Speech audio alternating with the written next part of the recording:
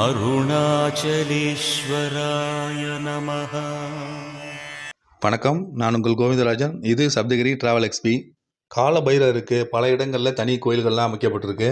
அதில் நம்ம இன்னைக்கு பார்க்க போகிறது சென்னைக்கு அருகிலேயே பிரம்மாண்டமாக அமைக்கப்பட்டிருக்க பைரவர் கோயிலை பற்றி டீட்டெயில்ஸ் பார்க்கலாம்.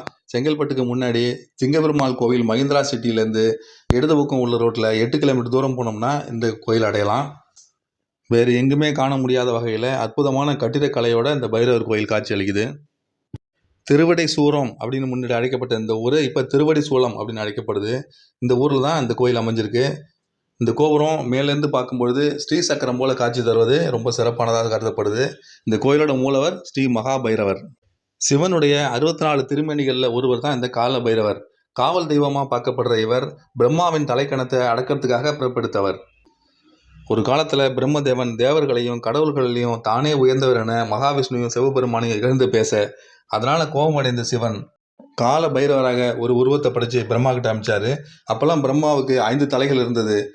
பிரம்மாவை பார்க்க போன கால பைரவர் அவருடைய ஆணவத்தை அடக்க அவர் 5 தலைகளை ஒரு தலையை தன்னுடைய கைகளால் கிள்ளி எறிஞ்சார். அதன் பிறகு இந்த கால பைரவர் பிரம்மாவோட தலையை குவைத்த தோஷத்தை போக்குறதுக்காக சிவன்கிட்ட வேண்ட, சிவன் தன்னுடைய ஆலயங்களில் வடகிழக்கு மூலையில் அமர்ந்து பக்தர்களுக்கு அருள் பாலிச்சா அந்த தோஷம் விலகும் அப்படின்னு அருள் பாலிச்சு, அதுக்கப்புறம் இந்த கால பைரவர் எல்லா சிவன் கோயிலையும் வடகிழக்கு மூலையில் அமர்ந்து பக்தர்களுக்கு காட்சி தர்றாரு.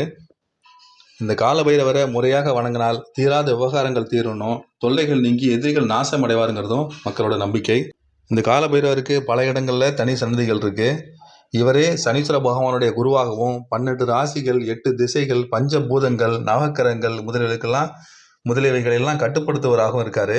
இவருக்கு ஆசியாவிலேயே மிகப்பெரிய சிலையா ஸ்ரீ ஸ்வர்ண கர்ஷண பைரவர் அப்படிங்கிற பெயரில் ஈரோடு மாவட்டம் காங்கேயம் சாலையில் அவல்பூந்துறை கிராமத்துக்கு அடுத்து இருக்கிற ராட்டை சுற்றி பாளையம் பகுதியில் மிகப்பெரிய ஆலயம் அமைச்சிருக்காங்க. இதே மாதிரி இங்கே சென்னையிலேயே அடுத்த செங்கல்பட்டுக்கு அருகிலையும் இந்த பைரவருக்காக ஒரு மிகப்பெரிய கோயில் அமைக்கப்பட்டிருக்கு.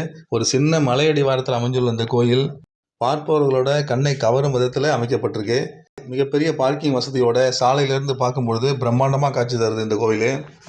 கால பைரவரை தவிர அனைத்து தெய்வங்களுக்குமே இங்கே தனித்தனியாக சன்னதிகள் அமைக்கப்பட்டிருக்கு. உள்ளே நுழையிறதுலேருந்து வெளியே வர்ற வரைக்கும் பாதைகள் தடுக்கப்பட்டு வழிநடிகளும் கடவுள்களோட சன்னதிகள் வரிசையாக அமைக்கப்பட்டிருக்கு. இந்த கோயிலில் கால பைரவர் பாலகன் தோற்றத்தில் க்ஷேத்திர பால பைரவராக காட்சி தர்றாரு. கோயிலுக்கு நடுவே அமைக்கப்பட்டுள்ள பிரதான கூம்பு வடிவ மண்டபத்தில் 12 ராசிகள் கொண்ட படிகள்லாம் கடந்து மேலே ஏறி போனோம்னா க்ஷேத்திர பால பைரவர் ரொம்ப அழகாக காட்சி தர்றாரு. இந்த பால பைரவர் வணங்குறதுக்கு எந்த காலபரம்பும் கிடையாது. எந்த கிழமையிலையும் எந்த நேரத்திலையும் நைவேத்தியத்துக்கு எதை கொண்டும் வணங்கலாம் அப்படின்னு சொல்லி சொல்கிறாங்க. இயல்பான முறையில் இந்த பைரவரை வணங்கினாலே நினைத்த காரியம் நடக்கும் அப்படின்னு சொல்லி இங்கே உள்ள சித்தாந்த சுவாமிகள் சொல்லியிருக்காரு. பல கோயில்களை சொல்லியிருக்கிற மாதிரி ஒரு குறிப்பிட்ட பொருளை வச்சு வணங்குறது, இல்லை இத்தனை முறை வந்து வழிபடணும் அப்படின்னு சொல்கிறது, இந்தந்த கிழமைகளில் வந்து வழிபடணும் அப்படின்னு எந்த விதமான கட்டுப்பாடுகளும் இந்த கோயிலில் கிடையாது. இந்த பால பைரவர் எழுந்தருளி இருக்கிற கருவறைக்கு கதவுகளே கிடையாது. பெரிய கூம்பு வடிவ மண்டபத்தில் ஓப்பனில் தான் இந்த சுவாமி வைக்கப்பட்டிருக்கார்.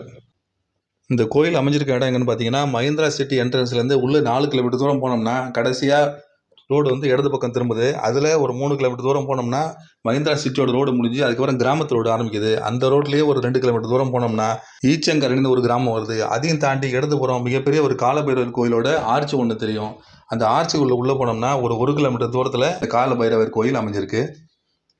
பச்சை பசேலென அடர்ந்த வனப்பகுதியாக இருந்த இந்த மலைப்பகுதி இப்போ இந்த கோயிலை கட்டின பிறகு மலையடி வாரத்தில் இந்த கோயில் இருக்கிற இடமும் ரொம்ப ரொம்ப அழகாக அந்த இடம் காட்சி தருது.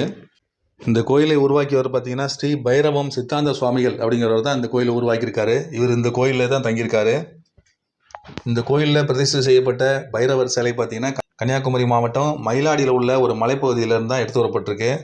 மிக மிக அற்புத அழகோட கலையம்சத்தோடு கட்டப்பட்டுள்ள இந்த கால பைரவர் கோயில் வட தமிழகத்தில் வேறு எங்கேயுமே காண முடியாத அளவுக்கு ரொம்ப ரொம்ப அழகாக இருக்குது.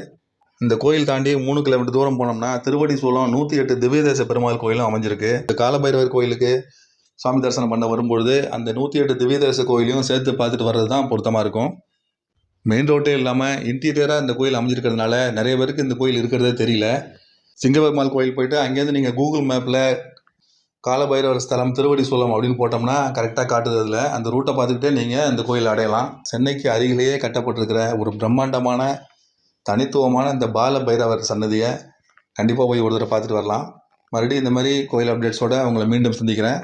என்னோடய சேனலை சப்போர்ட் பண்ணுங்கள், சப்ஸ்கிரைப் பண்ணுங்கள். இந்த வீடியோ உங்களுக்கு பிடிச்சிருந்துன்னா உங்கள் நண்பர்களுக்கு ஷேர் பண்ணுங்கள். நன்றி, வணக்கம்.